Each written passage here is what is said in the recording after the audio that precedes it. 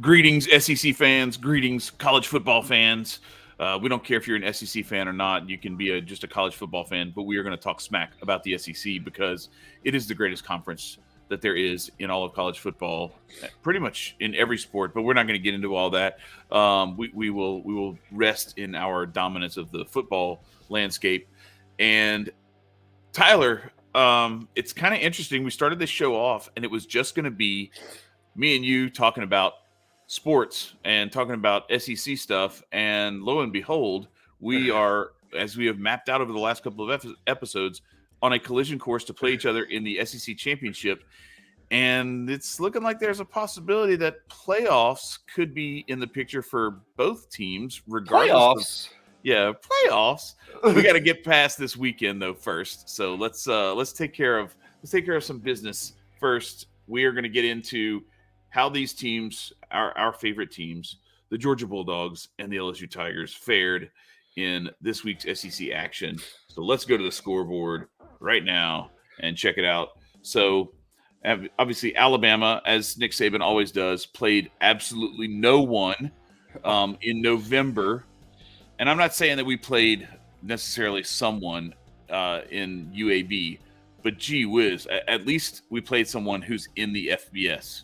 We did not go into the NAIA or wherever Austin Peay is. And Mississippi State, they played East Tennessee State, another one that's not on the list. Texas Second week in a row. Vanderbilt. I gotta give Vanderbilt their love. Yeah, Second week in a row. You gotta give it to them. And listen. I don't want to say this too loud, but like there's a chance. I hate that Hendon Hooker went down the way that he did. But there's a chance that Vanderbilt could actually make it 3 in a row and become bowl eligible this weekend. They're going bowling, baby. Vandy could be bowling. Yo, so let's break down the game. So shout out to the dog catcher for identifying this UMass Texas A&M cover that we cashed in on. That was a 33.5 point. We knew that was a bad idea, and so we jumped on UMass and we cashed on that one. I thought they might actually have a chance to win that game, but they didn't get it done. Now, you saw the videos, right? You saw the videos of Kyle Field at halftime. Miserable. Yes, there was, and then they're like camping out for getting ready for the LSU game too. So it's like, oh, okay, all right. So now y'all are going to show up, okay? So let's get into the Georgia Bulldogs and that game. You went into Lexington, and it was ugly early, very very ugly early. It was ugly early. Took that 9-0 lead into the half, so you're taking care of business on the defensive end. When you're playing you guys, anybody playing against Georgia, a 9-0 lead at halftime can feel like you're down 30-0. Yeah. But I know when you're on the other end of that, how does that feel? You're only 2 scores away from getting beat. For me, it's like to me, it's like, oh, like we're legitimately only 3 field goals away. Shout out Hot Pod, Jack Pod Lesney with the leg to keep us in it, at least give us some points on the, luckily, we scholarship our kickers. And so shout out to the past couple weeks. We've had a couple great ones, Marshall Morgan, Rodrigo Blankenship, and now Jack Pod Lesney. So he at least helped us out until our offense could figure it out. As scared as much as I had hoped and thought, being like a Pennsylvania guy, I had hoped and thought a lot for Will Levis down in Lexington. I really did. Like, not against us, but just overall, and like the landscape of the Kentucky team, what Stoops has done there is, made them not just a basketball school, relatively speaking. Listen, I don't know if you've ever paid attention, but we always do not play Kentucky well. For whatever reason, it's always low scoring in both teams, and we always play terrible. Like we always get points not by offense. It's either like one year we won by field goals and running a kickback. We won we never score with natural offense against them.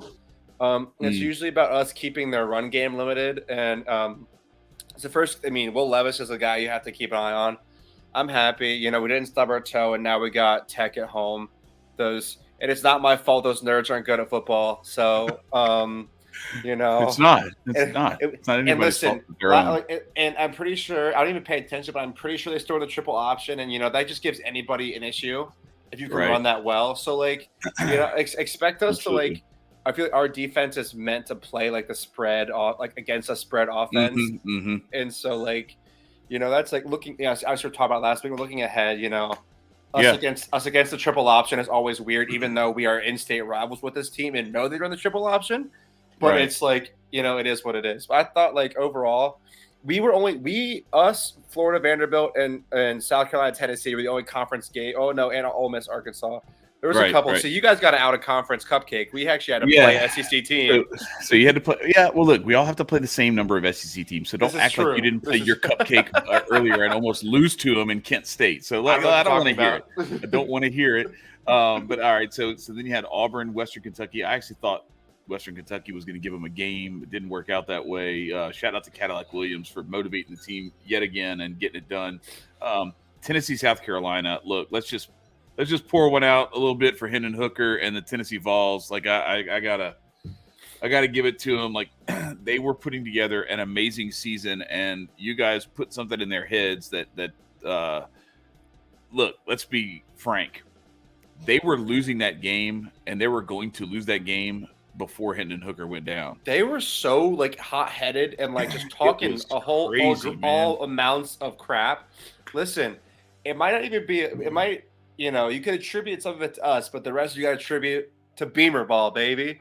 You know what I mean? Look, and Spencer Rattler like having the game of his life, actually playing to the potential that everybody thought he was coming out of high school. Right, exactly. You know what I mean? Exactly. So you had that one. Hendon Hooker goes down with the ACL tear. That's terrible. Tennessee, all of their hopes that 2 weeks ago they are number 1 overall. Yeah, we were nervous. They are on the outside of everything looking in, and now they're looking at being one of the the 4th, 5th best SEC team going into the bowl season, where they're not going to get a sniff of the playoff, and it's a shame because this was a great team. Josh Heupel had put together something special, and it just for whatever reason it came off the rails, and then Hendon Hooker was injury to insult at the end of that. But Chad, I've been telling you is that Tennessee's weakness is their defense. So if their offense can't get they can't put up numbers, right, and they can't light it up, and then it's hard. That's the reason that we were able to hold them. When we beat them this year and last year, is because our defense was able to stifle their offense. You know what I mean? It's because we knew that we could get ours. It's about limiting theirs. You know what I mean? And so South Carolina, whatever coach beat, and I think he is doing something pretty important with the South Carolina program, if we're being honest. But T's and P's, thoughts and prayers to the Tennessee Volunteers, even though I hate them. But how about this? Specifically for Hendon Hooker, everybody else can relax. Right. All right. So Arkansas, Ole Miss. Speaking of teams that got a little ahead of themselves, thinking they were everything in the world, and in 3 weeks, Ole Miss has gone from undefeated and thinking they belonged in the playoff to they're a 3-loss team now, and they are scraping for top half of the SEC West right now. They're going to have to scratch and claw in this upcoming Egg Bowl to get it done. New Mexico State goes to Missouri and gets blasted expectedly, as does UAB going into Tiger Stadium, and LSU just lit them up. And it was a good recovery for for LSU. That Arkansas game was just like the perfect storm. A lot of people are putting way too much into that one, in my opinion. Yes, they were in danger of losing that game, and it was. But did you lose that game? We did not lose that game. We did not lose that game. And not only that, but like if you look at what's the worst thing that you can possibly have happen to you if you Hendon Hooker and those sorts of things notwithstanding, but like what in terms of like the scheduling committee doing the biggest number on you. You beat Alabama in overtime in an epic play us season-changing situation. And what do? They put you at 11 a.m. in Fayetteville, Arkansas. Yeah. When the field is frozen before kickoff. It's like 35 degrees by I didn't realize noon. how cold it got in Arkansas, but you said it before. There were icicles. There were icicles coming off the goalposts. Okay? You said Fayetteville is different. Yeah, so so we go in there, we take care of business, and this was a get right game, and I'm happy to see that the Tigers took care of it. They got it done, and we move on, survive and advance. So now we are moving ahead to this upcoming week where it's going to get real for a lot of teams, and I think you guys are going to be safe. I don't think you're going to cover the 33 or 36 and a half or whatever it is that the spread ends up being with Georgia Tech, but I think that you guys should be okay. We might have a little bit more on our hands because we play that Texas A&M game and it's in College Station. Haven't beaten them there since 2016. We should be able to take care of this game. LSU should handle business, but nothing is guaranteed when you're in that kind of situation. We had a terrible roster last year with 40 scholarship players by the end of the season, and we still beat A&M in our stadium when they came in thinking that they were going to just roll over us. So nothing would surprise me, but I think Brian Kelly has this team, has this roster kind of clicking and going at it in a business-like approach. So we'll see how it works out. But Egg Bowl, as long as no one urinates on a fire hydrant, this should be a good football game. I don't know. It's so tough to call. These two teams are battling for if Mississippi State wins this game, they knock Ole Miss down to 4-4 after they started off 4-0 in conference, and I could very easily see Mike Leach getting it done against Lane Kiffin. Listen, we've both talked about Mike Leach and his wily attitude and his approach to the coaching game. We have both played against him and both had him go on 4th and long. Right. They are deep in their own in his own territory. Yeah, and get it once. You know what I mean? Yeah, it puts the fear of God in you when he's like, "Oh my God, we thought we had him stopped, but they're going for it." Oh, by the way, so just a little quick update: Ben Simmons now has 11 points, 7 boards, and 11 assists. So let's go. We need 3 rebounds in the fourth quarter. The fourth quarter just started. We need 3 rebounds. He's not playing right now, though. Sixers. He's not playing, but we're watching closely. But yeah, so Mike Leach could make this interesting, and I think this has the potential to be one of those 50-48 games. Because I think both of these coaches are just going to be out there trying to light it up because they don't care, and they're going to unload the playbook trying to outscore each other. Because that's what they do, and it's just going to be a bunch of flea flicker shot plays and all this weird, The Egg Bowl makes for some good game. It does. You look back, the Egg Bowl, as silly of a name. It's the only game on Thursday. It's the only game on Thursday, and there's an NFL game. So you can watch that, or you can watch Kirk Cousins implode again on national TV. So take your choice. Do you think that? I mean, I know that if. Obviously, Mr. Lane Kiffin took his time himself on Twitter to explain how he's definitely not going to Auburn. What do you think about that? And I think at this point, do you think that Cadillac Williams has made himself a case to be at least the head coach for next season? Yeah, so that's the interesting part of it.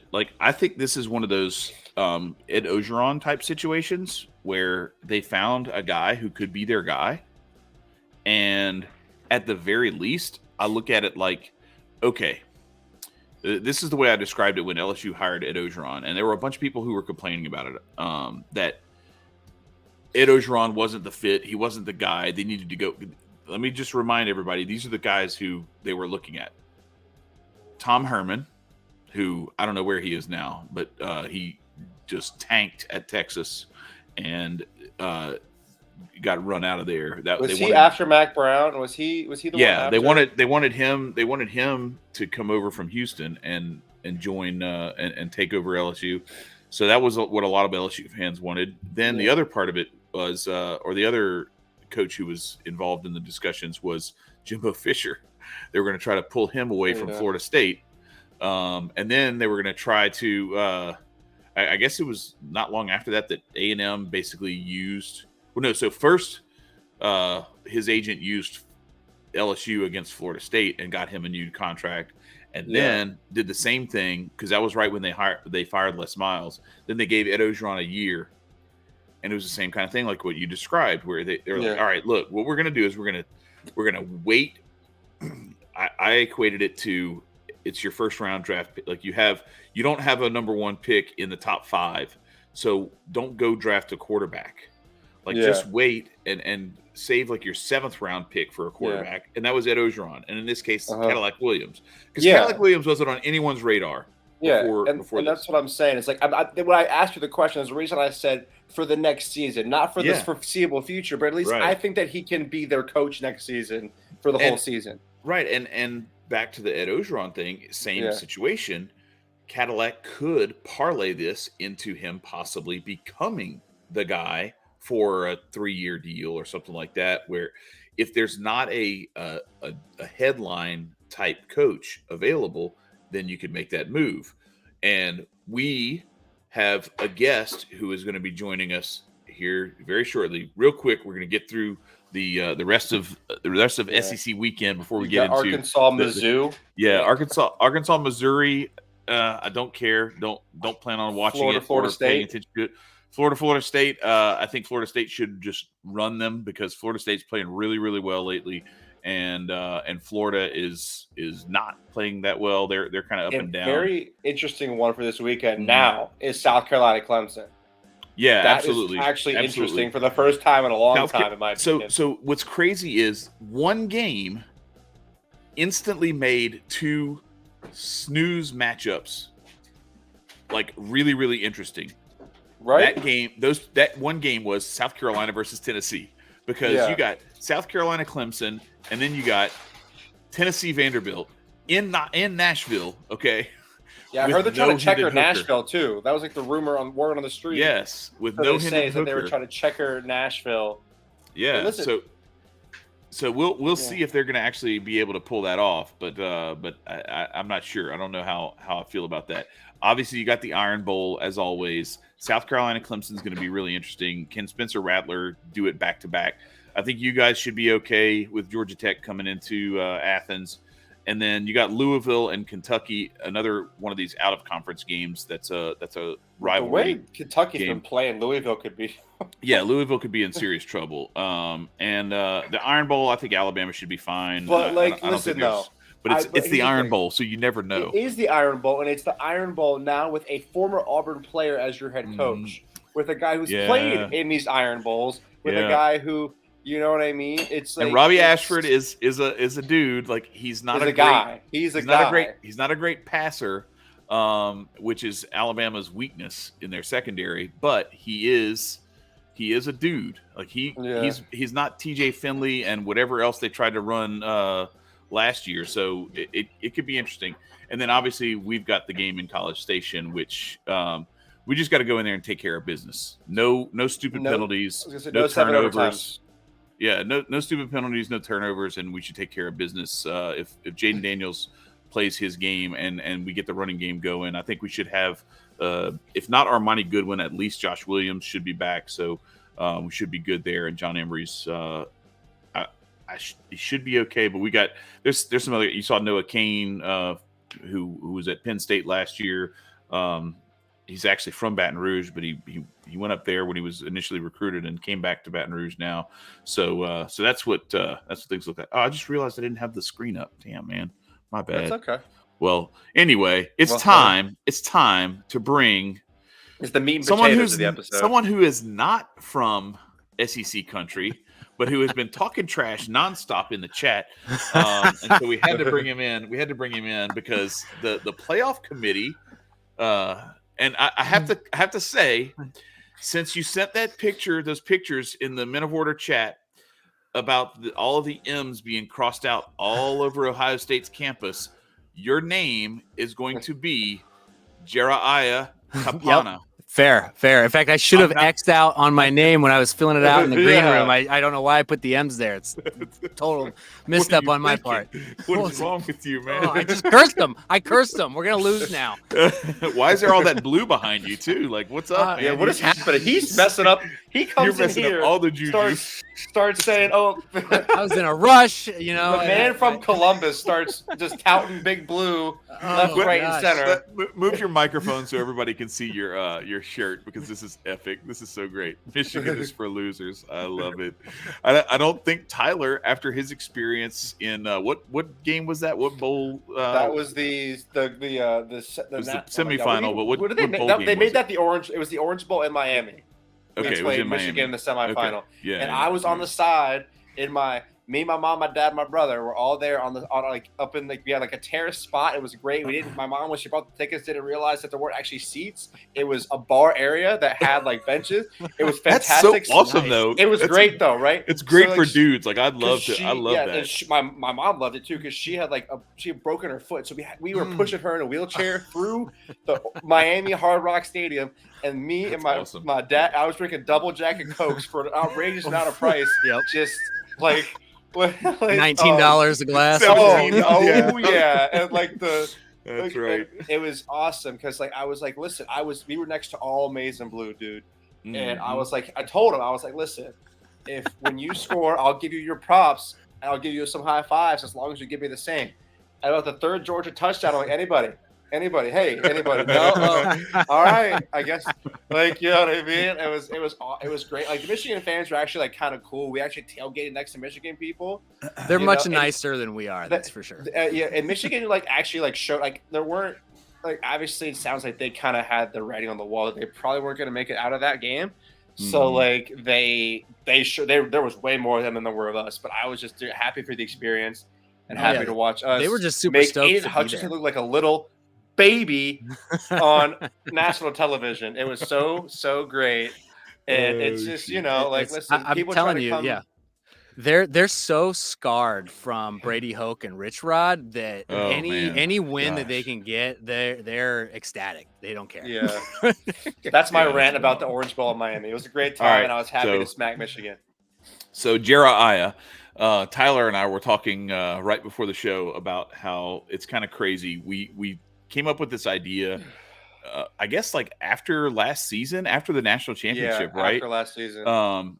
That we were like, we need to do an SEC show because we would start talking about sports. We would do these college pick'em games and everything, and it would devolve into an SEC yarn spinning session, and we were just like, man, this is going to piss people off, or it's just, I think it's great, but other people might just be like, God, shut up about the SEC. So out of respect for them, we stopped doing that. We decided we were going to make our own channel, make our own show, and start doing this SEC thing. And we thought it would be a cool, having a representative from the SEC West and a representative from the East. Yeah. And I to be perfectly honest, Tyler had every reason to think that it was going to be a great year for Georgia football and that SEC championship was on the horizon and that this was going to be a fun show for us to do. I, on the other hand, was under no such illusions for LSU. I was under the assumption that we were going to be 7-5, 8-4 if we were really lucky, and looking for a good bowl game. I even said as much on multiple shows earlier in the year. And so when we started doing this show, we hadn't played. I think we had already lost to Tennessee, but we hadn't played a couple of other really big, important games. Ole Miss was one of them. The big weekend. Yeah, Ole Miss was us against Tennessee and you against Bama. And so we launched the show. We finally launched the show, and we knock off Alabama, and then Georgia knocks off Tennessee when Tennessee was number 1 in the committee rankings, and it was just wild how this developed into holy crap. We were talking about next September when Georgia comes to Tiger Stadium, and that being the big crescendo for this show. And it just so happens that we're playing each other in Atlanta, no matter what. If we both win this weekend, we're playing for, in LSU's case, a chance to play for a national championship in the playoffs, and in Georgia's case, playing for maintaining the number 1 seed in the playoffs. And so the discussion that we had before was, now we decide to bring you on, and look at what the committee has done for us. Because notice that 5-6 spot. Yeah. They did not move USC after that win against UCLA ahead of LSU. And what I'm looking at is as long as Georgia doesn't stub their toe this weekend against Georgia Tech, Georgia's in no matter what. even if LSU beats them in the SEC championship. There's no way they're keeping Georgia out with one loss and letting some other one loss or worse team in, right? So Georgia's in as long as they take care of business against Georgia Tech. Yep. If LSU beats Georgia in the SEC championship, the committee has already signaled to us with this that it's over. LSU's in. Yep. So the winner of Ohio State, Michigan is in, and the loser is probably out unless both TCU and USC lose. Correct. And if one or the other loses and the other wins out, then the one that wins out is in. And the only outside shot is that Alabama could possibly sneak their way in. I swear on everything that is good and holy. If that like that is, but let's not focus on that. Let's not focus on that. We're not going to focus on the negative energy. We're going to focus on the positive energy, which is the three of us could be having a show leading up to the playoff where all three of our teams are in the playoffs. Yes, it only gets hairy if Michigan wins this game, because if Michigan loses, they have no chance of ever. Yeah, I mean, the chance of two Big Ten teams making it in the first place are slim, but it's non-existent if Michigan loses. They're not getting in. It's been established for weeks now that the road from the Big Ten goes through Ohio State, Michigan. It does, and the Big Ten or Ann Arbor this year. And Ohio State, if you're Ohio State, Michigan, you have to make your out-of-conference schedule matter now, because we have Notre Dame, Michigan has nobody. So if Michigan beats us, we still have a solid win on our record, to where it could get a little bit hairy. But yeah, the road to the Big Ten is like, if you're not scheduling tough out-of-conference opponents, you can't take losses. You just can't.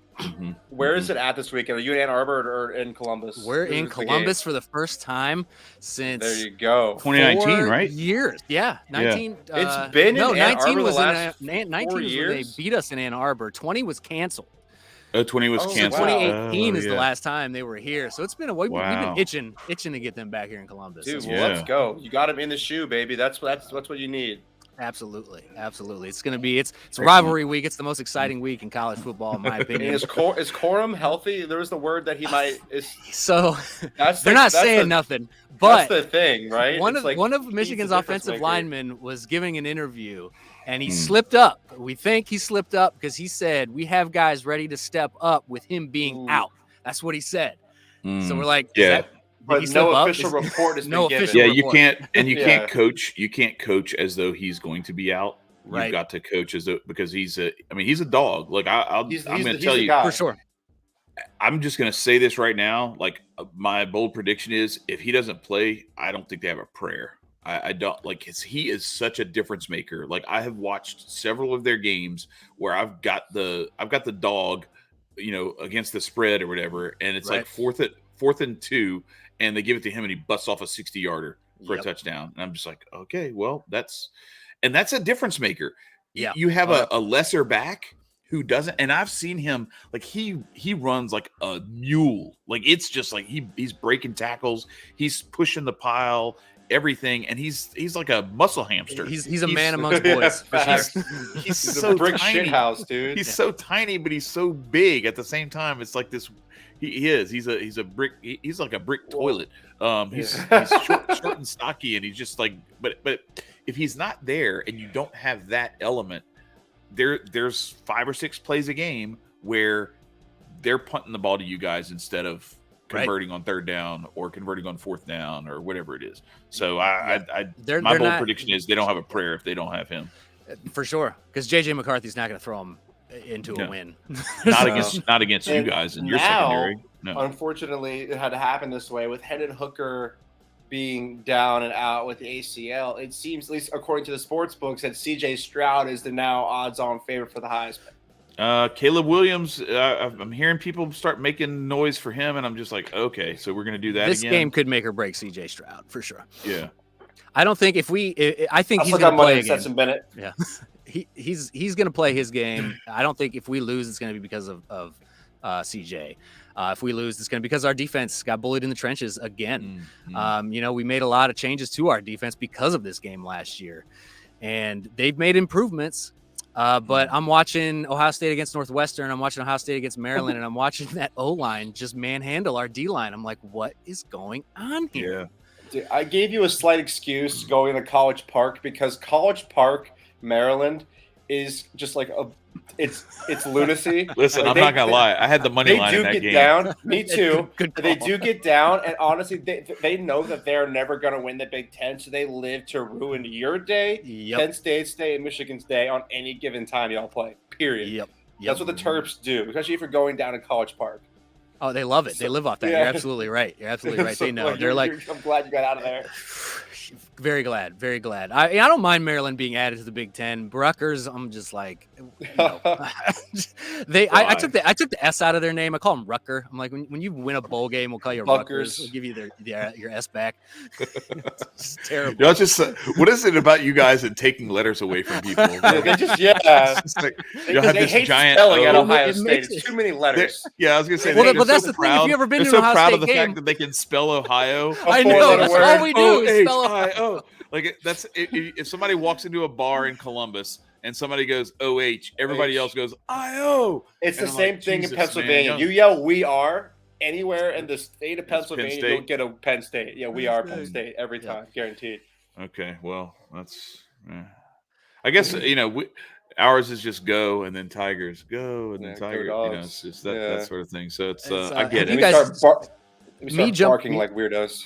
Me jumping in late, did you guys talk about? So I didn't want to get roasted in the chat, so I didn't bring this up. But I thought Tennessee was a fool's gold all year, and I think they've finally proven that they are a little bit fool's. So my thoughts is that they had something, but like they had Chad something and I like the talked- Big 12 has something every year.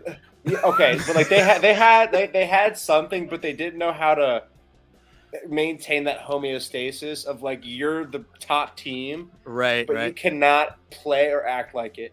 I mean, you have to play and expect greatness out of yourself, but you cannot walk around with get French's mustard sneakers before you go and play in Athens on a Saturday and expect to walk out with a W in between the hedges. Especially karma- since you haven't the had karma a is 10-win real. season. Like we hate being number one team, bro, because like Everyone like does, I think. for the longest time, like we for the longest time, every time we were number one, it just did not work out. We'd rather be so when it flipped and the committee said they're going to be number one coming down to Athens, we're like perfect. You know what I mean? Because we can, and like, conversely, that's all, like you know what I mean? conversely, like the only benefit I see to LSU being number 5 and not number 6 and not having USC jump above them is that like, okay, I'm like, all right, well, if we take care of business and if we go knock off Georgia, then there's no way they can drop us back. Like, how do you make it make sense that if you go beat Georgia in the SEC championship game, that somehow now USC jumps ahead of you? Like what in what universe does that make sense? The only way that's good, but the bad part is I don't like the fact that this takes the chip off of our shoulder. Like if they had jumped ahead of us, then it's like because the only game that really concerns me is this weekend in College Station with Texas A&M. It's a bad Texas A&M team, but we saw like just like with Ohio State going to College Park, like that was a dogfight that you guys did not need to be in. Right. You know, Arkansas 2 weeks ago for us after beating Alabama in overtime was a dogfight we did not need or expect to be in. You have to kind of expect it, but you don't want to be in that. You want to be 2 touchdowns ahead in the first quarter and be just because you want to be healthy. You want to send your backups in. Exactly. Yeah. Or at the very least, you want it to be somewhat comfortable. Right. That's the Ohio State stressing out special. about it. Their starters don't play the whole game for most of the year. Right. Exactly. But now having being in that 5th spot, with the only good thing about that is, all right, so yes, you're ahead of USC, so they can't put them ahead of you anymore if everybody wins out. But the bonus is you're not in the Final Four yet. And you're still looking at that Michigan-Ohio State game, and you're saying, okay, well, there is a path to those 2 teams still staying there. If it's a really close game and somehow Michigan pulls it off with a late field goal or something like that, you could have both of them end up in there. Which their kicker is the leading scorer in the NCAA, I believe. So you got to go take care of business. Here's my thing: is like outside of the SEC, the committee has a love for Clemson, Ohio State, for some godforsaken reason Notre Dame. So what I'm saying to you is, if you lose to Michigan on some BS, on some nonsense, there's a chance they could still try to get you in. But I can guarantee if you win, they will not do Michigan any favors. Michigan's done. You know what I mean? Like you still have that because you guys have won the first one, right? Yep. So you guys have been there, proven it. You know what I mean? It's like Michigan has been there and got walked right out. Yeah, they have no no reason to get a benefit of the staying doubt. Power but here's my thing, chat. Also, I would like as long as we don't, we take those nerds, give them a wedgie and send them home. I same as last year. I think that we have to get humbled by LSU for some weird reason in the SEC championship. I think that's more power to us come playoff time, just like we did against Alabama last year. Like like that healthy loss. If you want that nice healthy loss that comes when we're you know what I mean. We're in. Just know that if that happens, I'm wearing my 15-0 shirt every day until you win can't or take lose. It off or wash it. It doesn't matter. You still have a blemish. You can't possibly be the best team in the history of college football unless you win undefeated. I'm not looking for that. I'm just looking to win the national championship again. and Alabama tries. Alabama's Barstool account tries to claim that the 2020 Alabama team was as good or better or played a better schedule or something like that than the 2019 team. Everything. I'm like, no. First of all, in 2020, half of college football opted out. Right. Didn't even play. So like, I don't even want to hear about it. Like you look at the LSU schedule in 2019 and it's retarded. The teams that we beat, and then you go to the playoffs and it's just destroy Jalen Hurts and Oklahoma 63-28 in the that was crazy semis.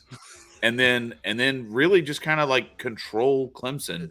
Yeah. After like the first quarter and a half, it was just all LSU from that point on. Clemson, I heard you guys talking about them. I can't believe they actually have a chance of losing to South Carolina for once. Dude, Beamer Ball, baby. I am so excited for that. Listen, I have out of all the teams, except for when Steve Spurrier I loved watching Steve Spurrier spike his visor when he coached for South Carolina. But other than that, because we had secret agent Will Muschamp on their squad at one point. But I never had beef with South Carolina. Right. I would love to watch them beat the Fighting Dabos this weekend. I'm so fine with that. So I can tell you guys, how the history of how we became a rival. I'm curious, how did your guys' rivals become rivalries? Do you know the history behind it? We live next to Florida.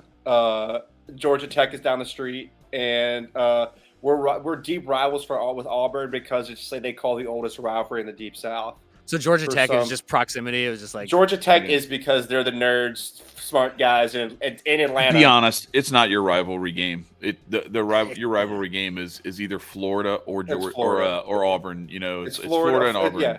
Florida and Auburn. Florida's just like your neighbor to the south, world's largest outdoor cocktail party. Let's all get together in Jacksonville and get drunk and watch great football.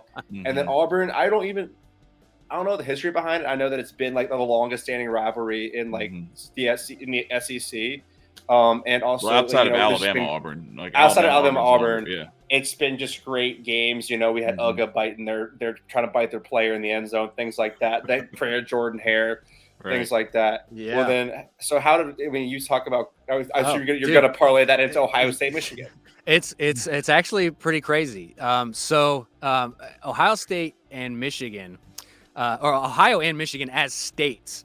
At one point in time, there was a sliver of land up by Toledo, and Toledo has a port right there on the Great Lakes that's like perfect for shipping in the Great Lakes, and they both wanted it, and we almost came to firing troops, like firing bullets at each other. Our troops were standing ready to fight each other before the federal government stepped in and called it and gave us Toledo. I forget what they gave. They gave Michigan the Upper Peninsula, and that's how we started to hate each other.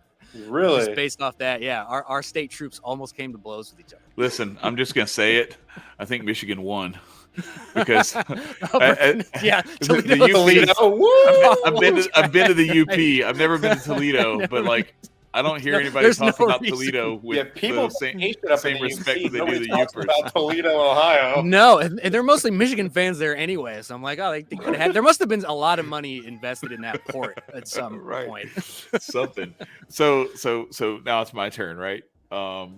This is not a rivalry. I don't know where this came from. Yeah, Who is it had to have LSU's come rival? from somewhere. Who is LSU's true long-standing rival? We don't my have question. one. That's the thing. We don't really have one, to be perfectly honest. Like, so there's no there. We're the flagship in Louisiana. Whereas, Makes like, sense. you know, so like Ohio State, same thing in Ohio. There's no one else in Ohio that comes anywhere close. There's no one in Louisiana that comes anywhere close to LSU. It's like Louisiana Tech, ULM, ULL. You know, they pretend. Right. ULL went from being USL, the University of Southwest Louisiana, to being the University of Louisiana at Lafayette. They try to call themselves Louisiana. They try so hard. Oh, really? They try so hard to pretend like they're Florida to Florida State, and they're Louisiana, and we're Louisiana State. And it's like, nobody's buying it. No. Nobody's buying it. You're still USL. You still are dyslexic. You have it spelled backwards. So, like, just get with the program. We get it. By the way, Ben Simmons only ended up with 7 rebounds, so we got screwed. We had a big time. It was like 30-1. Ben Simmons triple-double. Didn't happen. It was very close, though. He had 11, 7, and 11. Yeah. But anyway, so there's no Louisiana rival. And then when you start going outside the state, well, Texas and Texas A&M are rivals. And that's the crazy part, is that Texas A&M joined the SEC, and they just deleted one of the greatest rivalries in all of football by taking the Texas A&M game away, where there's a bonfire and like there's all kind of. It was crazy. Like, there's it was history a great tradition rivalry. there. Yeah. They just deleted it. They just deleted that one and then said, "By the way, y'all are rivals now. Here's a game." But guess what? When Texas comes back, I mean, when Texas it's going to come back, and I don't know what we're going to do. They're probably going to make us play Alabama and Florida every year again. Yeah, that's probably all that's going to happen, because that's what you look at the SEC over the last 20 years, almost 30 years. And there are 3 teams that have really dominated the SEC in terms of like winning the SEC and then like winning national championships or competing for national championships. Those 3 teams are Alabama, Florida, and LSU. No offense, Tyler. No offense. But you guys just won your first national championship. I'm well aware of that. Trust me. Okay. So before that, it was LSU, Florida, and Alabama. Guess what 3 teams, or guess what 2 teams play each other or play LSU every year? Alabama and Florida. Does Alabama have to play Florida every year? No. Does Florida have to play Alabama every year? No. So we have to play Alabama and Florida every year, and meanwhile, Alabama gets to play. I don't even remember who their who do you hate more? Who's their East Division opponent that they play every year? It's like Tennessee. It's Tennessee. Oh, it's Tennessee. That's right. That's their rival. It's Tennessee. It's been trash. Tennessee has been trash for like a decade and a half. Haven't had a 10-win season since 07. Yeah, ever since Alabama loves that game. Yeah, that's right. That. Yeah, 07 they had a 10-win season. That was when we beat them in the SEC championship before we went and just dunked y'all in the national championship. Sorry, JereXiah. No, I mean, it happened. But I had to do it. That was when that's when the Big Ten realized they have to throw the football to win. But to answer your question, Tyler, it's Alabama. Like, that's the one that I agree. I completely agree. So there's a few reasons for that. And I think it's possibly becoming like the new rivalry that it's never going to supersede the Iron Bowl for Alabama and Alabama fans, but it's up there. The guys from both programs, even when they go into the NFL, they when they talk about the NFL, they're like, it's like LSU Alabama every week.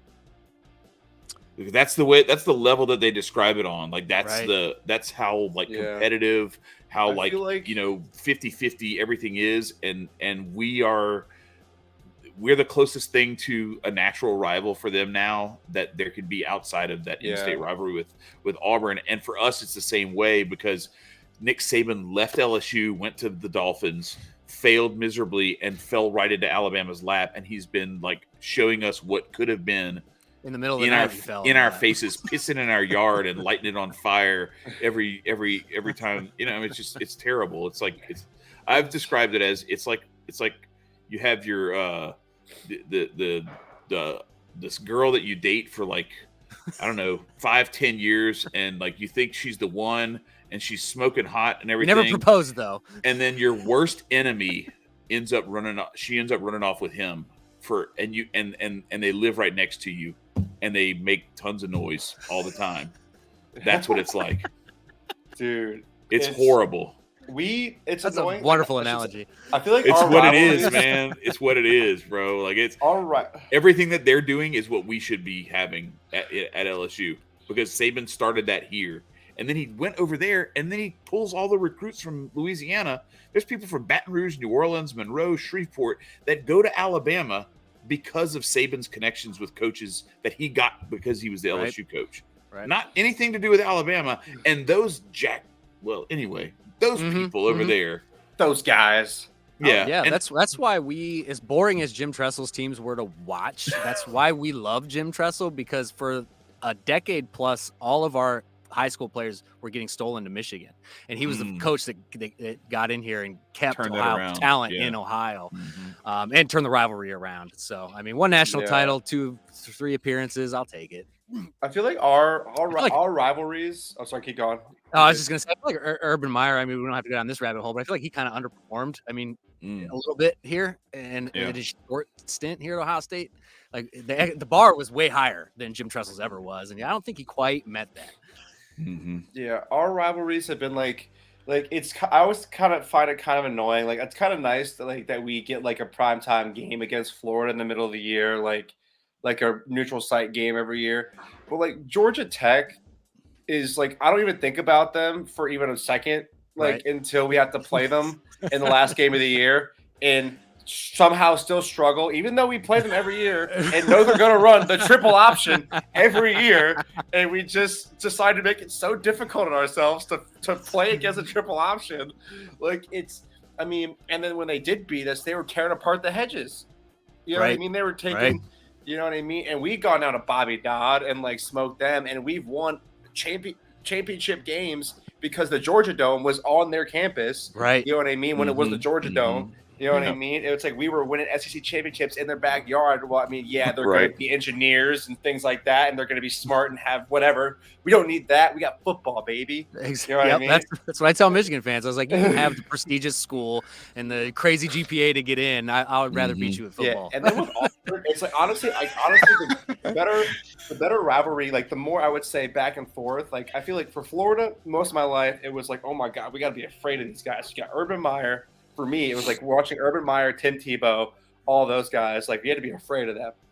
Like with Auburn, it's been like this give and take with us, you know, and we've had like some very memorable moments.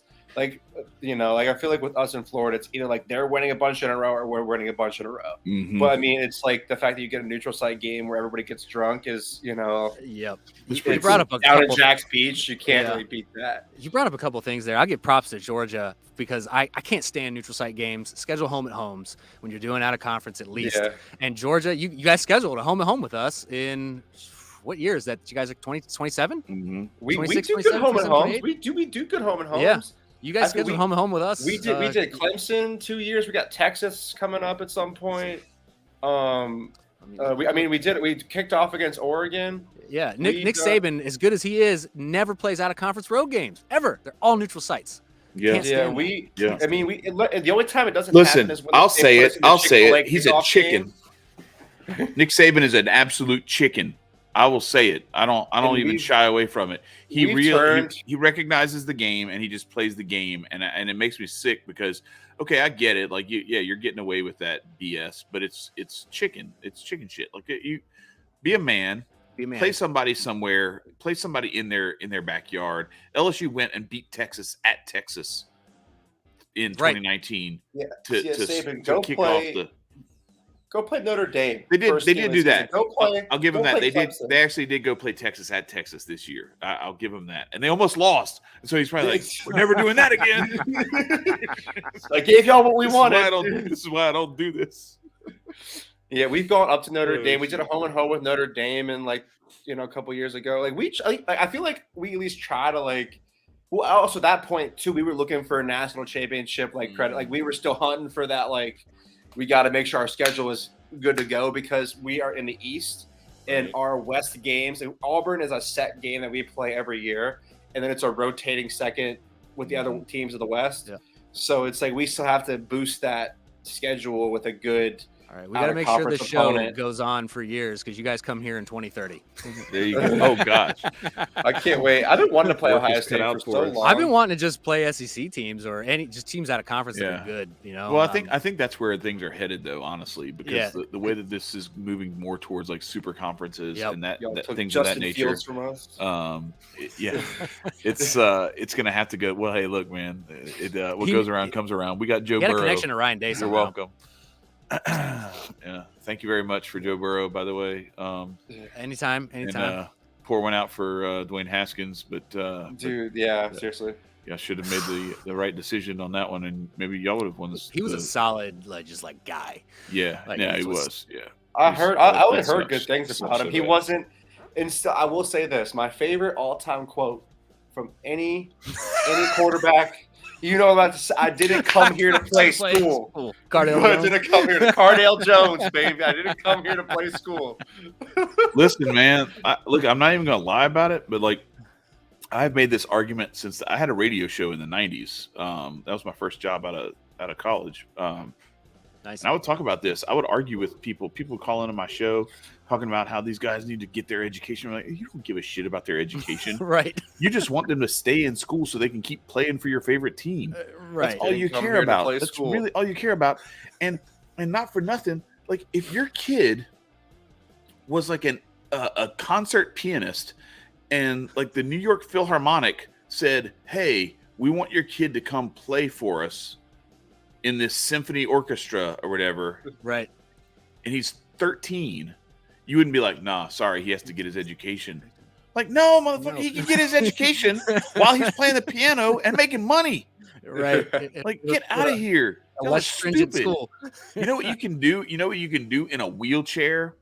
You can go to college. You know what you can't do in a wheelchair? Play in the NBA or play NFL football. And I'm really glad that like the NIL stuff has started to make it to where 'cause I think now actually It creates what people- parity. It kind of does. Yes, well, not only that, but like what we haven't really seen yet, and this is one of the things that I think is going to be an outgrowth that we're going to start seeing more of is like I'm looking dead at LSU and Jaden Daniels. Here's a guy who is not going to go in the top 2-3 rounds of the draft, but it would really serve him well to stay at LSU another year. He's got another year of eligibility, and that roster matures, and there's some talent on that roster that sticks around. There's a chance that this team, they're already in position to make a run at a potential national championship. But I really think, and I've thought this all year, that we were a year away from really having that conversation. We're still kind of having that conversation this year. Right. It's kind of wild that we are.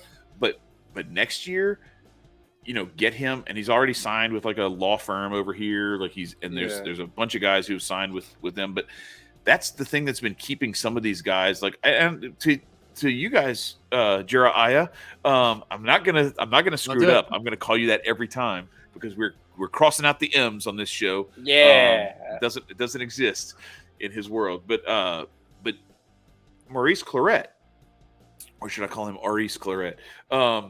Anyway, There we go. I think he probably plays another couple of years at Ohio State if they're able to pay him. If he's able to get like for sure. A law firm or a car dealership or somebody like that to sponsor him. For sure. He I'm sure you probably guys see plays the until he's a Youngstown junior boys or maybe even a 30, senior. 30.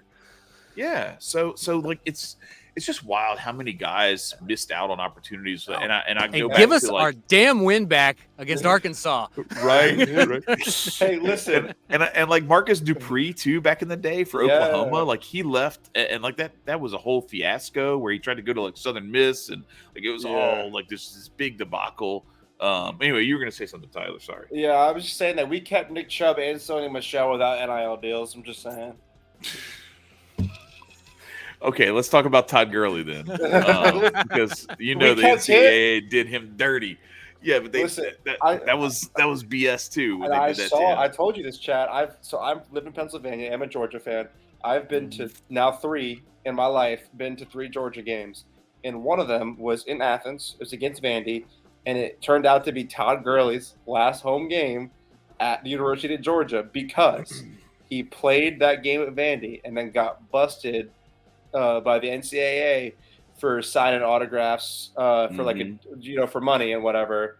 It's like $8 an autograph or something crazy like that. I heard so it was actually cheap. like a decent amount of money, but Oh, was it? Okay. yeah, I heard it was not $8. Okay. Okay. Anyway, so he gets suspended for a couple games, and then comes back when we were playing at Auburn, houses the opening kickoff because he did kick return for us, and then a couple plays later from the line of scrimmage, destroys his knee. And that's that's how tough. And it's so sad to me that he had like offensive MVP in the NFL and is not anyone on a roster. He's one of my favorite players ever to play at Georgia, and it's not even close. No, he was a dog, man.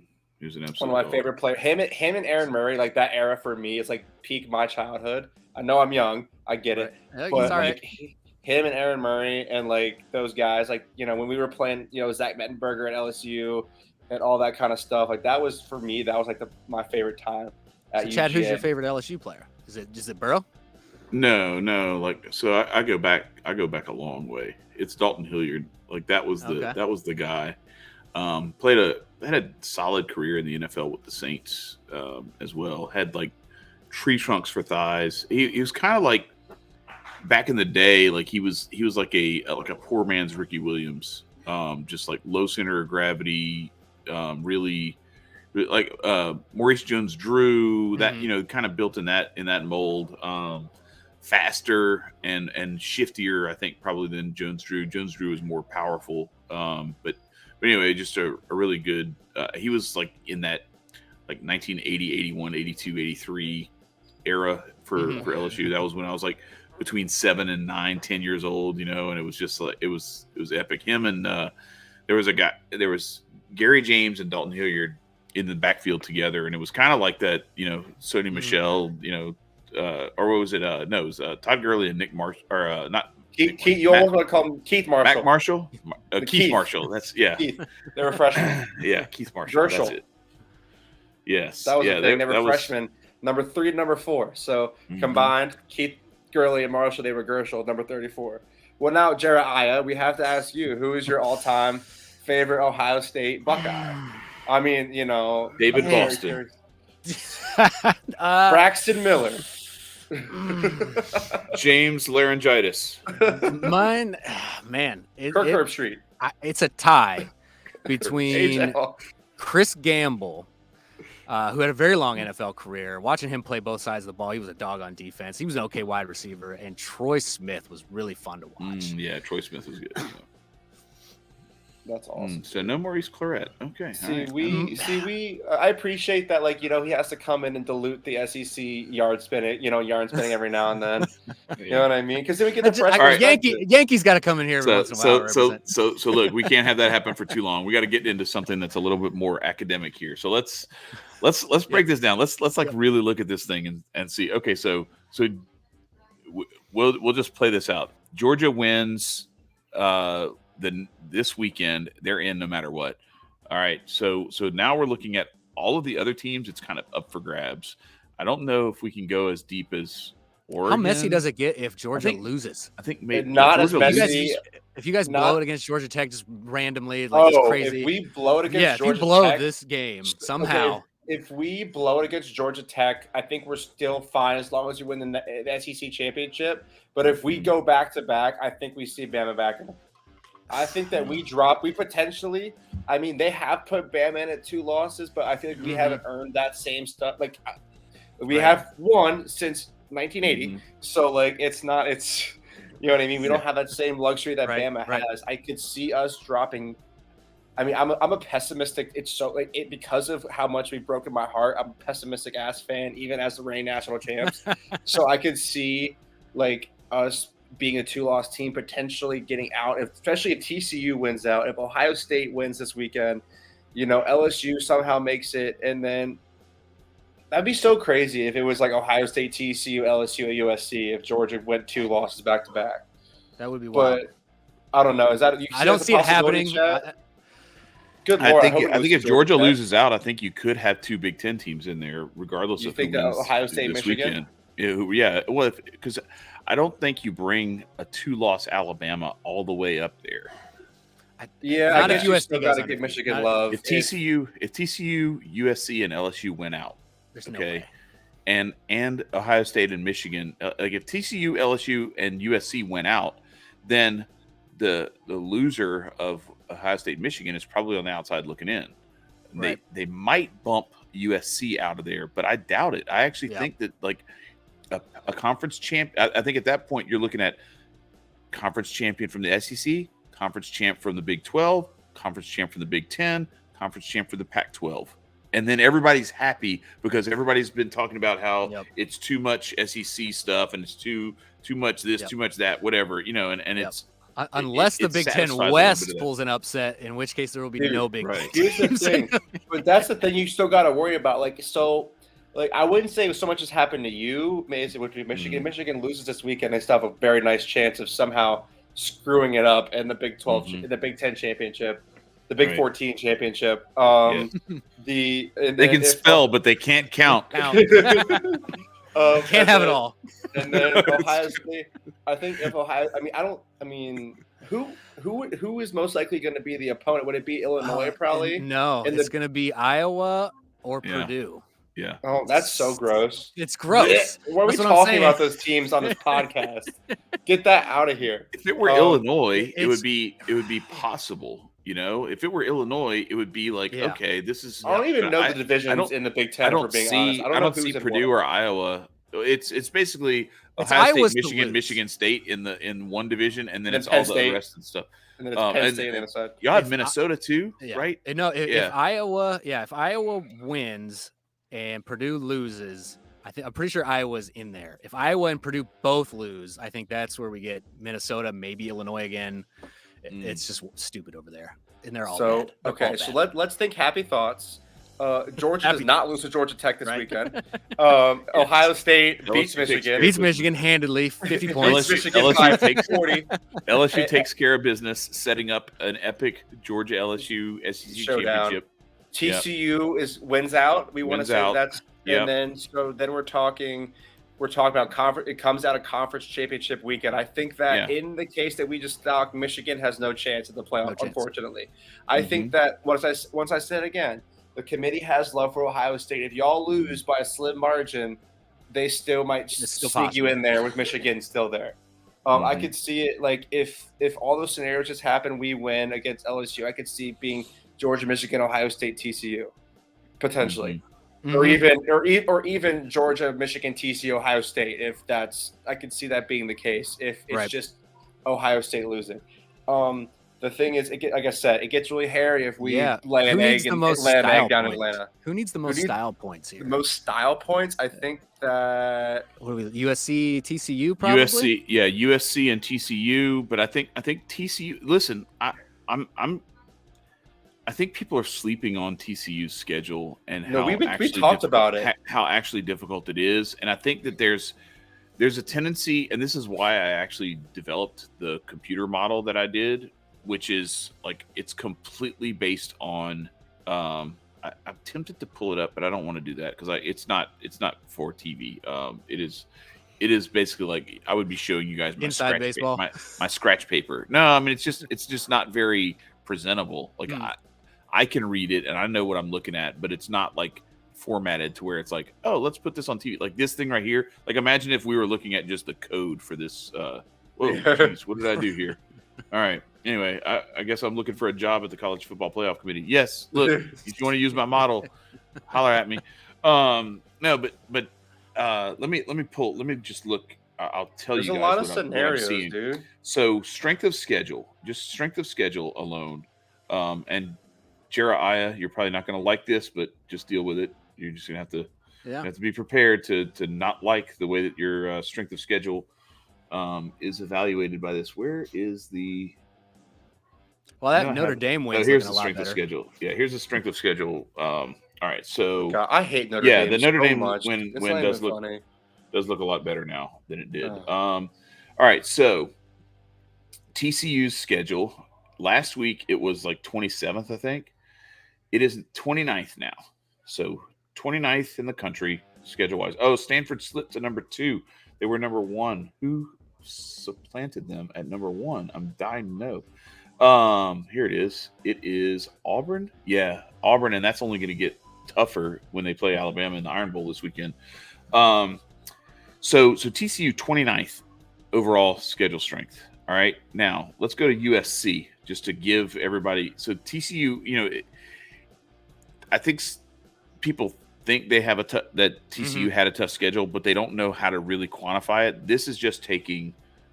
You play you look at who did your opponents beat and how bad did they beat them.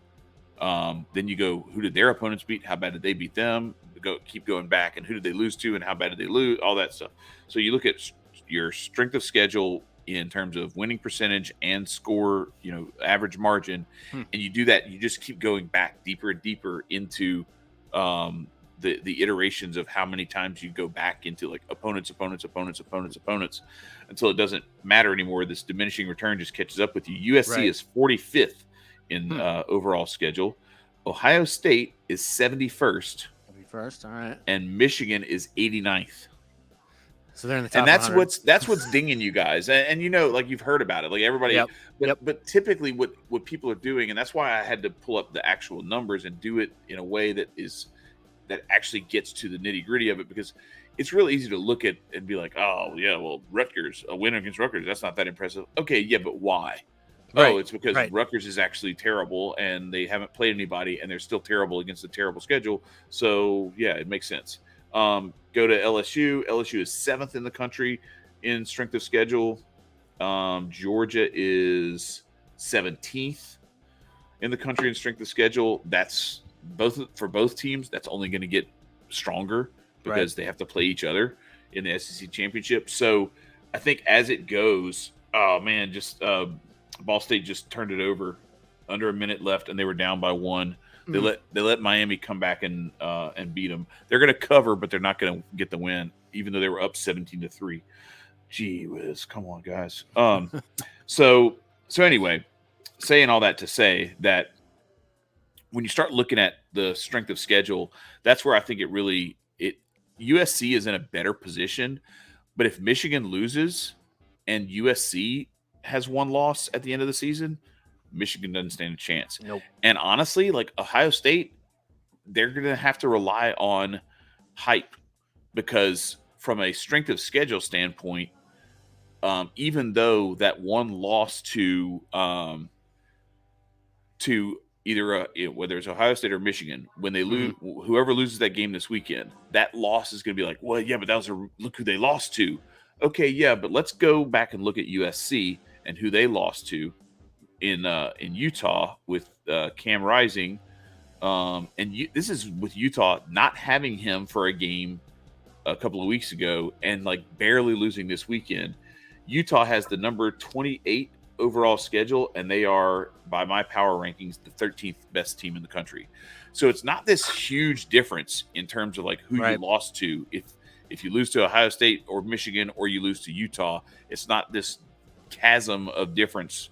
And so I think when it comes down to it, if you win your conference and it's close, if I'm making the decision, I'm looking at this and I'm saying, okay, the LSU Georgia winner is in, unless one of them loses this weekend, obviously. Right. So this is assuming everyone wins. Everyone wins this weekend until the championship. All right. So the LSU Georgia winner is in. The Ohio State Michigan winner is in. If TCU and USC win out, they are both in. And the only thing that sort of stands in the way is if LSU beats Georgia, then is Georgia, because of the strength of their schedule, given deference over USC, because USC is not going to jump over TCU, and by the committee's, what they showed us tonight, they're not jumping over LSU either, because LSU's schedule only gets tougher. If they beat Georgia, how are you going to put them ahead? Right. And if Georgia loses to LSU, who is, has demonstrated, crazily enough, I did not expect this, but that's a really tough loss, especially if it's like a field goal at the horn, Right.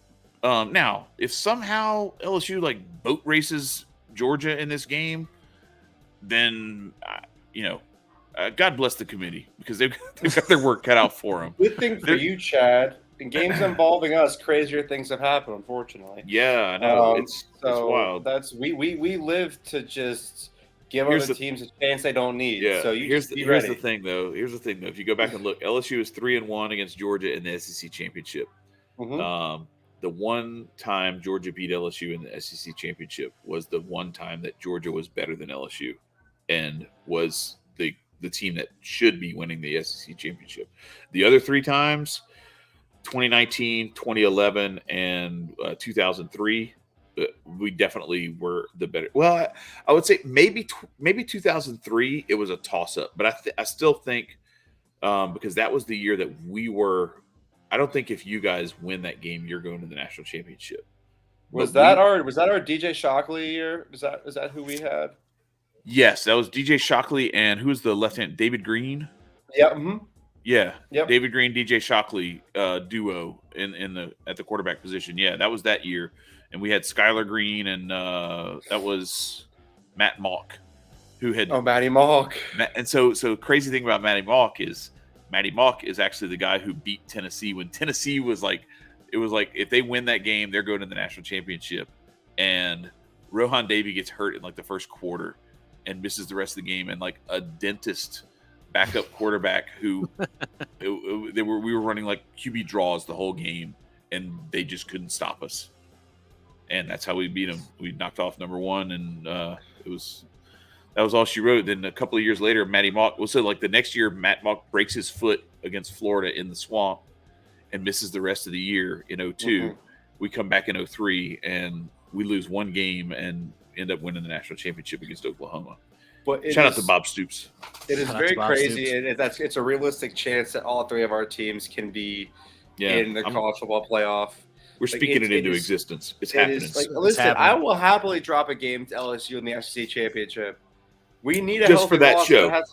Just for the show personally, I will happily do that. I'll make that happen, Chad. Take one for the team, Tyler. Yeah, I will do that. I'm just gonna say, at 1:11 and 11 seconds into this show, Tyler said he would take that loss for the team. So I'm just saying, like, numerology, gematria people should be all over this. Like, it's gonna happen now because of the alignment with that. That number. It was written. It's been written. It's been written. Yeah, man. I'm so excited. And like I said, as long as, listen, we got to beat those nerds from Atlanta, and it's handle the business this weekend. Make it to the we got to play against the triple option. We have to beat the weird yell practice people. Isn't that what people have trouble with when they play Navy too? That's why the Navy's garbage. Navy and Army too. I think both of them do run triple. Mm-hmm. Hey, buddy, all my gambling people out there in the world, you want a free money? Bet the under in the Army Navy game every year, and you'll be all right. Anyway, yes, the triple option is Navy and Georgia Tech and Army all run it, and everybody knows that they run it. Right. But nobody, no matter how you could have 5 stars on top of 5 stars on your defense, so hard to tackle. I guarantee you they will be chasing all day long. It does not matter how good our defense has been. We have still gotten bamboozled by the triple option of Georgia Tech. It's not just that. Like, how do they have that as their offense and they still land Calvin Johnson and Demaryius Thomas? And then who was the kid who went to the Jets? Is another like just 9 route all day guy. That's also where Darren Waller went too. Oh yeah, okay. All right. I'm like, maybe I'm making that up, but I'm pretty sure that. But yeah, it was just like basically like we're running the triple option, and we need you, Calvin Johnson, to run 9 routes all day. All day. Yeah. Nothing but 9 routes. It's like why don't you? He could have owned the whole everybody, and you just like had him running deep to take the top off the defense, so you could run the triple option. Yeah. What are you doing? You had Calvin Johnson. And you still ran the triple option. I don't know why Calvin. I don't know how they got. Why did you go there? Why did you go there? And Demaryius Thomas too. Like they were both. Yeah. Like what are you doing? Stud receivers went to Georgia Tech. Yeah, it's always like for us. It's like it's a trap game if we're being honest. In a way, it's like 'cause it's right at the end of the year, especially when you're doing so well. Yeah.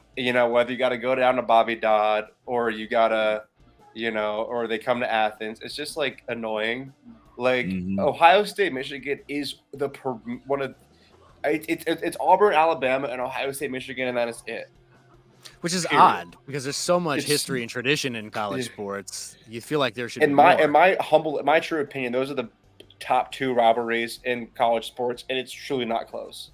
Yeah. No, it's really not. I mean, geez, we've been playing them since 1897. Yeah. It's a long time. And they're ahead in the series by they're ahead in the series 59-52-6. But have y'all had like at least since World War II though? We have been dominating. My recency bias of my lifespan. Have y'all had like the kind of pageantry, crazy ass games that Auburn, Alabama have had, and you're like, I was at one of them. It was what was it, 17, the double overtime, Curtis Samuel, JT Barrett. Was that the first down, or was it not the first down? It was the first down. I don't care what anybody says. Plus, whatever the ref called it, even if the ref had called that not a first down, the ref could not overturn that call. But anyways, that was crazy. I rushed the field on that at the end of that game, and I landed right next to the Michigan band. No. And this is my first time doing anything crazy like this. So I jumped down and I landed next to the Michigan band, and they freaked out, bro. They were grabbing their instruments and they were like, "Get away from me! Oh my god!" You hooligan! And I was like, "I'm just trying to be like," and then security came up to me and was like trying to like hold me back. I was like, "Dude, everybody's rushing the field. Why are you holding me back?" Because I accidentally jumped down next to the Michigan band and they're freaking out. I've never seen kids so scared in my life. They were clutching their. Dude, my friends got into trying to get a free trombone. Give me that flute. My friends had a time when they rushed the field when Ohio State came to Penn State in that same year. 16. I forget what year it was. It feels like it was just like when like they rushed the field. I had plenty of people I knew that were on the field for that game. That was also insane. Yeah, but like y'all just please just win. I can't stand it. Like no offense, true. I can't stand Ohio State, but I just think that Michigan is annoying as shit. And if nothing else, just don't let Jim Harbaugh win. Oh, that's enough right there. That's enough right there. I will say this though, like for us this weekend. So I think for JereXiah, I guess, because I just realized that you changed. I X'd out. He exited out. That was great. But for you, it's like this is a game where it's like, okay, this is like real like nut cutting time. Like this is it. This is the playoffs already. And I feel like for LSU, our playoffs started. Whether you want to say it started kickoff of the Alabama game or when overtime started in the Alabama game. Whatever point where they realize like, hey, if we win out, we're in the playoff.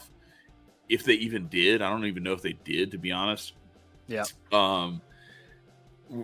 This is a playoff game for us with Texas A&M, so I'm a little less concerned of it being like a trap because it's like we know we cannot lose.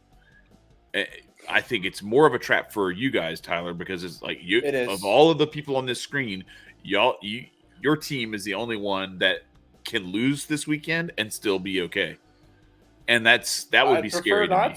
I know that would be scary to me because then it's like then you have like, okay, well now because all the stakes now that we lost that one, we can't lose again. Yeah, that's the thing. Losing this weekend is like the worst, honestly, the worst case scenario because it puts all of the stakes on the SEC championship. Like obviously, which would be great for us. We would still would still love to. We would still love to, win the SEC championship, but you'd rather have not all the pressure of the season be on that game. Yeah, you'd rather all the pressure come down to the actual national championship. You know what I mean? I got to give you and Alabama credit. Y'all are the only teams in the history of this sport to win the national championship without winning your conference. Alabama's the only one that's ever done it without winning their division. Yeah, that's still ridiculous. We've talked about that on every episode. I think it's still I can understand. Ridiculous. I can understand if it's a playoff, and you do, but like the fact that they had the ability to say, you know what, no, like you have to at least win your division in your conference. I can understand if they went to the SEC championship and then lost that one, like you guys last year losing to Alabama in that that epic SEC championship game is one thing. Like that's like, all right, I get it. Like you're. That had been building up number 1 versus number 2, and we had gotten a lot of grace because of the way that our national championship ended in 2018, where we agree. And Jeremiah, I hope you feel the same way. If Jalen Hurts stays in that game, we win that without really that much difficulty. But Tua comes in, a guy we don't know, and starts slinging the rock. It's like threw a pick then, on his like first or second attempt. Yes, threw a pick, and then we sack. He just went nuts. And then we go to overtime, and we sack him on 2nd and 26, and then it's somebody. No, forgot I to guard 100% Smith. agree with that. Somebody forgot to guard Devontae Smith. Yes, but I'm just saying it's Nick Saban said, "Screw my starter." We that's the thing. It's like for me, it's been like all of my life. It's been this close, but just never there. You know what I mean? It's like everybody's like, "Oh, you're there." But you're never gonna be, you know what I mean? You're always just gonna be just out of reach. Like the commercial with the fishing pole and the dollar bill. Like, oh, you almost got it. Oh, you almost got it. Almost got it. Oh, yeah. That's just how it's felt like. My blood pressure's. It's been a lot. It's just when we played Oklahoma and Pasadena, just like various games, or we would do the classic. Oh, we're playing South Carolina at noon. Let's lose. We're playing Kentucky at 3:30. Let's lose for fun. Also, one question I know like we've been going for a while, but yeah, we do. JereXiah, do you have any college football announcers that you despise as much as me, the SEC fan, take Gary Danielson? Do you guys have a Gary Danielson in the Big 14? Sort of. We really, really hated Mark May, and then they finally got him off. That's understandable. That's understandable because he's very detestable.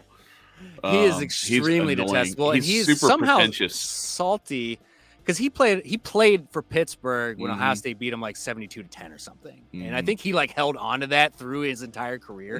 He never had anything good to say, even when we were good. He was just like he was like watching CNN. No, he is the what's that guy's name? God. What's the science guy? Bill Nye? No, the other one. The other guy. Neil deGrasse Tyson? Neil deGrasse Tyson. I was like, it's a three named guy. Yes. Yeah. Mark May is the Neil deGrasse Tyson of college football, where he's like, I'm going to say a bunch of stuff, and because I say stuff in a way that sounds so confident and so official that it just is. And it's dead wrong, but it doesn't matter because I sound more authoritative than you can possibly sound. So that's it. Yeah. And so when he's on there talking and he's talking about your team, and you don't know that he has this like axe to grind from getting his ass kicked when he was at Pittsburgh, then it just comes off as like this very sober, like, no, I'm just giving you my honest analysis of, I just don't think Ohio State has what it takes. It's just like it's like, bro, shut up! Like Gary Danielson says it in like the most reverse. He says like the most reverse shade. He's like, oh, I don't know. They got to make it here. I don't know if they're gonna get it. You know what I mean? It's like, it's like, oh, it's like, especially with like when it comes to penalties, like, oh, that was so obvious. It's like, oh my god, you see that? And then when in the SEC championship, when Aaron Murray is getting planted on his like 10 seconds after the play, he's like, I don't know, guys, it's kind of close. Like, come on now. Yeah. Like biggest Alabama homer ever. And this may come as a shock, but so Desmond Howard hate him for obvious reasons, and Kirk Herbstreit we love hate him. Like he's the redheaded stepchild, where it's like we love you because we have to, but we will smack you if we need to. I can respect poor guy. that. He's like Desmond Howard like makes his bias known, and Kirk Herbstreit's like, I still want to ride the line, got to ride that middle as much as I can. I gotta pretend like I'm not biased. Like stop pretending. No one else around you was pretending.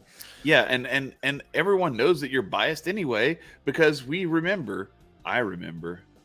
Listen, you do. This is gonna be a sore spot. This is gonna be a sore spot, JereXiah. But I remember 2006. When Kirk Herbstreit said that no one else belonged on the field with Ohio State and Michigan after that 42-39 or whatever it was game. 1 versus 2, yep. And that they should be number 1 and number 2, and they should be playing in that game because no one else belongs on the field because he's just seen it and he's just doesn't see any team out there that can compete with him. And then Chris Leak, not Tim Tebow, Chris Leak in Florida. After Ted Ginn ran the opening kickoff back for a touchdown, and hurt himself. annihilated Ohio Even State. if Ted Ginn didn't get hurt, we maybe scored an extra touchdown or two. Yeah. But we don't win that game. I can try to explain away that game as much as I can. I don't know. Like It was ugly. did they party too hard? Was there cocaine involved? Like I don't know. Yes, why. and probably also yes. But Listen, that's how I feel about LSU Alabama in the 2011 season, but the January 2012 national championship, where we lost 21-0 after we had kept Alabama outside of their own or outside of the LSU 30-yard line the entire game, and everybody was like, "Oh, if they had missed all those field goals," like, yeah, they didn't kick anything shorter than a 45-yarder the whole day, so like they couldn't get into the red zone at all, let alone like score a touchdown. So you missed me with that, Right. and then we didn't get the ball across midfield until the fourth quarter, so it was just like, all right, guys, I don't know what y'all did last night. I don't know what kind of mutiny is going on in the locker room or what, but like you guys should have at least half-ass showed up. And it was crazy. It was bizarre. And supposedly, like I've heard from a guy I know knows Justin Vincent, who was on that 2003 team that beat y'all, Tyler, in the SEC championship and won the national championship against Oklahoma. They were saying that the LSU had like this whole offense, up tempo stuff and everything, and that basically Les Miles was like at the 11th hour was like, scrap it, we're just going with the. And then as soon as we lined up like the first series or whatever, Nick Saban ran over to Kirby Smart and was like, bring it every play, blitz them, just blitz them. Because they are not going to challenge us. They're not doing anything. This is all, they're just lining up and playing straight up. And Les Miles even said so much like, there's nothing better than, going strength on strength and just imposing your will on your opponent. Like, yeah, except that like sometimes they're really good and you have to do some other stuff. You got to score points to win the game. You can't impose your will on them. Like that's great if you're playing Arkansas, but when you're playing Alabama, you have to actually outsmart them. You have to do some stuff that makes them not just be able to line up and put their knuckles in the ground and ram you in the throat. It was terrible. That's my one criticism of Urban Meyer. His X's and O's were not he was a great recruiter, not great X's and O's coach. I really don't think so. And the shining moment when I realized that was his second year at Ohio State, when he refused to stop running quarterback sneaks against Michigan State in the Big Ten championship, when he had Carlos Hyde, the grown man playing a boys game, who could get Carlos 1 yard. He was guaranteed 1 yard every time he touched the ball. And on fourth down, you quarterback sneak it, lose to Michigan State. Then you go play Clemson, same exact thing. You quarterback sneak it on fourth down instead of giving it to your. After that, I was like, what, that sounds like some James Franklin play calling, if you ask me. Right? Seems familiar. But dude, this has been so fun, man. I can't believe we all have a chance to be in the championship. I wish it's not 3-team championship in the playoff. That would be special. Weird. Play each a half against each other. Yeah, three halves. Offense, ones versus ones. Offense, defense. Okay, right. Offense right. on that half. Defense on that half. Okay, right. switch. Winner stays on. Touchdown for touchdown. Right. Be all overtime all day. Your best place in the 25 and goes, let's go. If it's still tied at the end of regulation, you have to do the Dr. Pepper throw in the ball. That's who wins. Whoever gets the biggest scholarship wins. Whoever wins gets to be the scholarship kicker at Alabama. There you go. All right, guys. Scores for the weekend. Scores for the weekend before we sign off. Right. Oh, I don't predict scores. We just no score predictions. Okay. Yeah, I got you. So we probably won't cover 35.5 because it's a triple option. I like a smooth, like a nice 30-3. 30-3. Okay. That maybe I don't do score predictions, but like I hope we at least beat them by 2 touchdowns. All right. 35-14 for ours. 35-14. Yeah. How does your 33 for the model for Georgia stack up, Matt Chad? Is that a good number for you, 30-3? No, it is not. Let me see. Where do I have you guys at? 22, I think.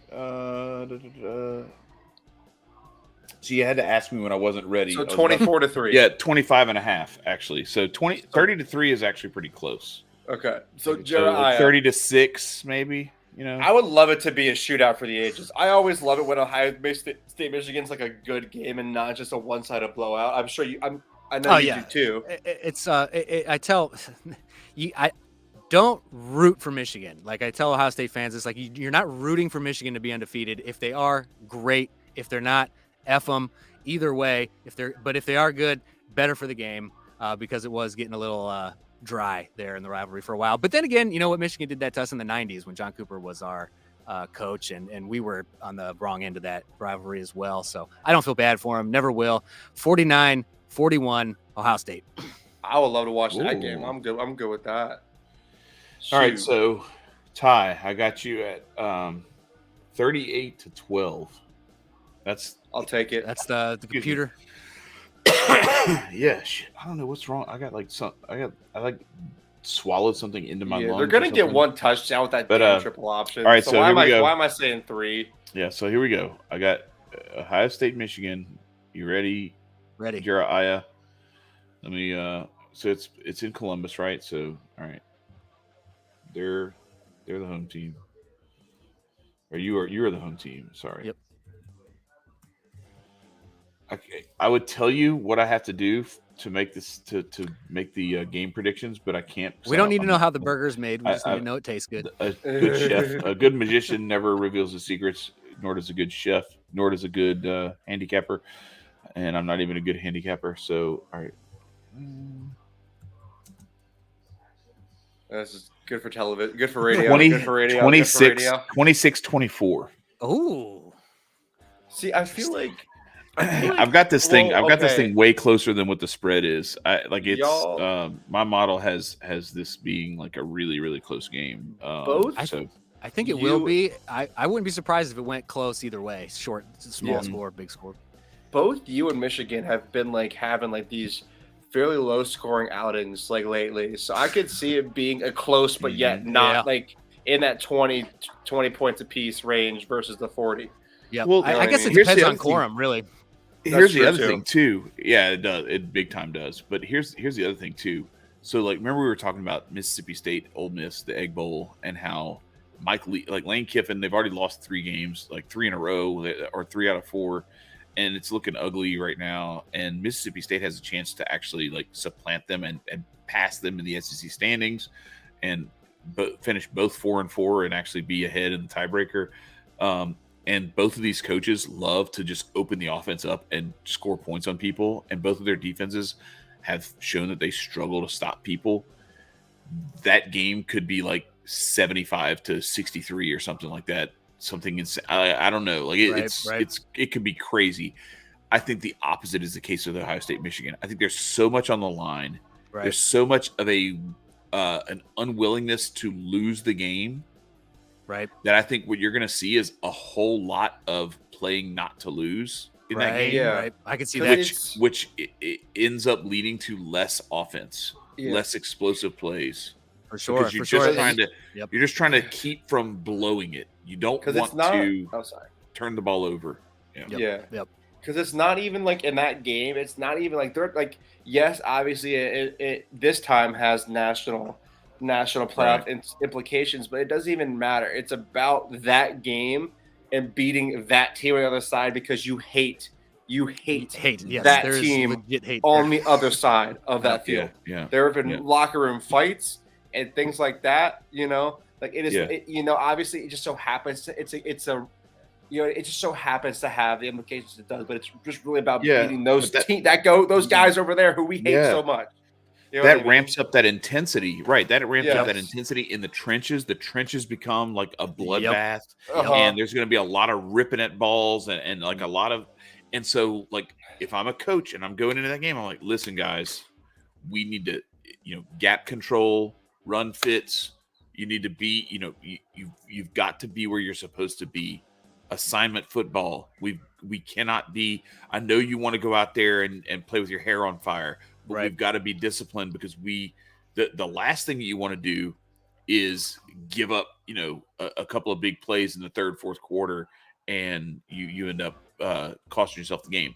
I will say this though: if somebody gets out to a big lead early in that game, I'm hitting whoever it is on the money line on the back. Yeah. on the money line the other way, because I think that's when if I kind of equate a game like this to like what we've seen with Super Bowls in the past, where like it'll be like 3-0 at the end of the first quarter, and then it's like 10-3 at halftime, and then as soon as somebody turns the ball over and now it's 17-3, then it just becomes like this all or nothing affair on both ends of the football, and either it tightens up real big or it just becomes a blowout. Right.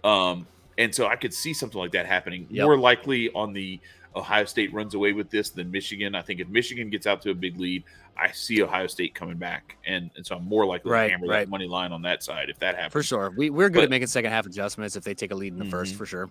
Yeah, but I really, if nobody gets out to a big lead early, I see this being like a real low scoring slugfest. Yep. For sure. Content to take field goals, content to run the ball and maybe punt it away. If it's 4th and 4 on your own 47, you're not going for it. Right. Whereas Mike Leach and Lane Kiffin will be going for it from their own 15 on 4th and 13. No, listen, they'll be going for it from their own goal line. Let's be real. Yes, they're talking Lane Kiffin from Bama taking snaps in their own end zone on 4th and. I would love. Listen, that would be the perfect punishment if Nick Saban leaves Alabama and Lane Kiffin ends up there. I would be nothing could make me happier, because I would have no qualms about just despising everything about their whole program. Yep. I already hate most of it. Right. But then that would just be like, all right, I'm done. Like I can confidently say that like the only reason that they would win from that point forward is because God hates everyone on the planet except people in Alabama. Right. And not even Alabama, just people in Tuscaloosa, because he obviously hates the Auburn fans. Right. Yeah, seriously.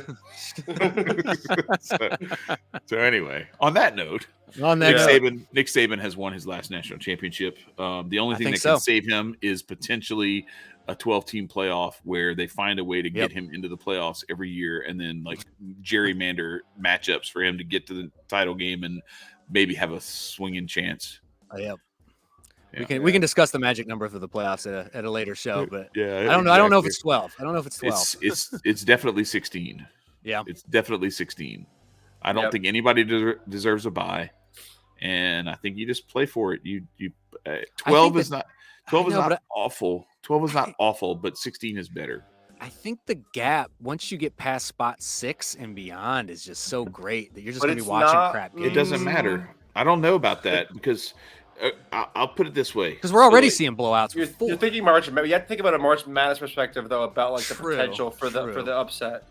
But you know what I mean? But JereXiah, I will say this though. So you say that. All right, let me put this thing back up. All right, so let me pull this back up. So you're saying after 6, I don't know. So you're saying Alabama couldn't win it? Yes, they could. We know they could. Clemson, it's debatable. Oregon, Tennessee, Penn State. Well, let's go back and revisit at the final rankings. Oh yeah, for sure. Right at the final rankings. But what I'm getting at is Florida State today. I like it more. I understand what you're saying, and I don't disagree. But I think if you look at the NCAA tournament, there's like 30 teams in there that don't belong there. If you're looking at teams that have a legit national championship shot, right? But it's not about that. It's about like, okay, if you're going to really prove who belongs in the national championship game, then I'm sorry, Georgia, but you got to play Utah or you got to play Florida State in the first round. Right. You know? Okay. And TCU, you're going to have to play Utah, Notre Dame, something like that. Michigan, Ohio State, you're gonna have to play Washington. You got to go earn it, right? And that those first round matchups. Now, Washington's probably not going to win the national championship, but you're telling me they couldn't knock off Michigan? Fair. You know what I'm saying? Yeah. So that's where it starts to. That's where it becomes valuable to have those other teams in there, because you could have one of those teams make it to the Final Four.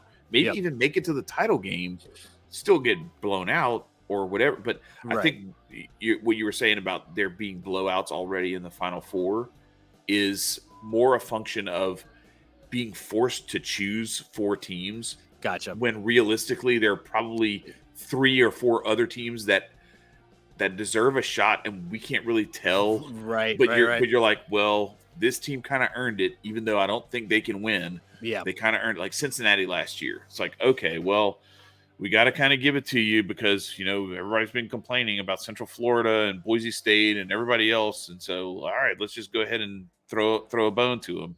Right. This makes it to where you get to throw all the bones to all the teams that think they belong there. And I'm sorry, if you're number 17, you should have played better. Right. At that point, you can't really make an argument. Just like in the NCAA tournament, it's like, okay, listen, I get it. You think you should have been there, and you'd like to be able to say we made a national tournament appearance, but you weren't winning the damn thing. Like, let's all be frank. Right. So that's how that thing works out for me, is that you make it to where it's so definitive that there's nobody in here, or there's nobody outside of this bubble who could actually win it. Because you've even allowed some teams that have no chance of winning it in there. But what if they knock off one of the pretenders? Now you make it to where the 7 seed actually wins the whole thing, right? Because it's it's more of a real balanced effort. So that's my 2 cents on that. Well, gentlemen, thanks for letting my northern ass hang out with the good old boys today. This is good stuff. Every stadium has a South End zone. Oh, all right. I see you're up here. Well, how'd you become a Georgia fan? We can talk about that offline. I'm from Atlanta. Anyway. Yeah, it's in. We're gonna. That's a short and long. I'm from Atlanta. Yeah, we're gonna have a little. That's gonna be our trailer video for this channel. When I get around to editing it, my mom still has to find a baby picture of me in LSU year. She's on assignment. She's working on it. She hasn't found it yet. We have it, Mom. We just don't know where it is. Their house is in upheaval because they had some wood destroying insects on their hardwood floors. Everything. We had to go move furniture last weekend over there. So, but yeah, we'll get that. But yes, Tyler's whole story of how he became a Georgia fan. He's from Atlanta, so he's still a good boy. Yeah, right, exactly. And every stadium has a South End Zone, so that's why we call this show the South End Zone. Fair. And with that, I thank you all for joining us. Peace, y'all. Have a good weekend. Happy Thanksgiving. Happy Thanksgiving. Happy Thanksgiving.